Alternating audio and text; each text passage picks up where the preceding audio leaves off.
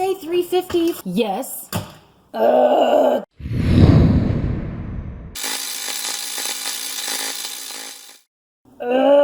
Dang it. You know, I was recently thinking, I've lived in 4 different houses and 5 different apartments in my lifetime, not including college dorms. And I have never had an oven that cooked at the appropriate temperature. And I just kind of got used to it and became accustomed to setting the temperature higher or lower depending on the oven. But I just recently learned that you can actually calibrate your oven's temperature yourself very easily. I bought this oven temperature gauge, and you will need this to calibrate your oven. I got this at our local Ace Hardware, but they sell them all over the place. And this was about $8, so it was real cheap. I'm gonna put this right here in the middle of the oven. I'm gonna turn the oven to 350. Okay, and I'm gonna wait about 10-15 minutes.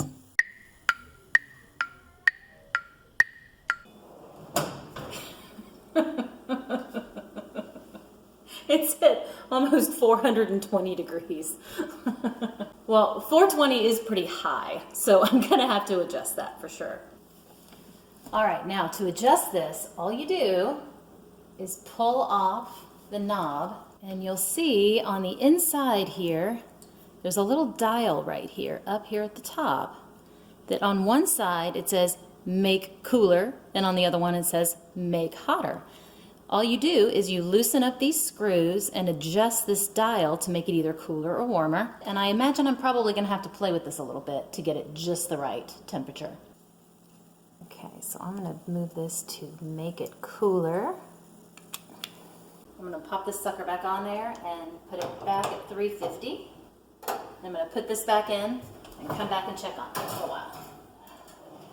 Woo, still up pretty high, like 375. So I'm gonna try it one more time and see what I can do.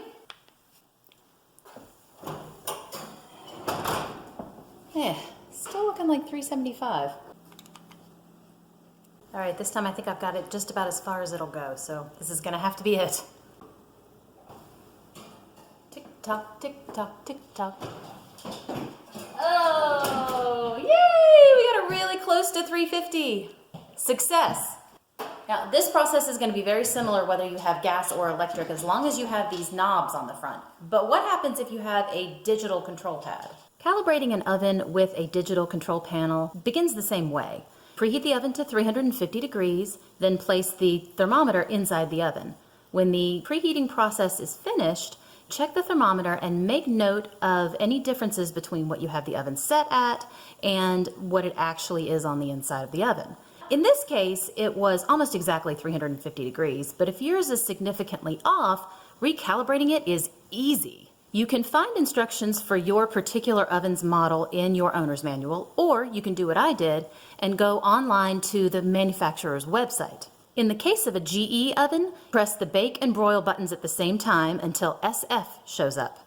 Then you press bake again, and 2 zeros will show up. Use the up and down arrows to change the oven's internal temperature accordingly. Then press start to save. And that's it!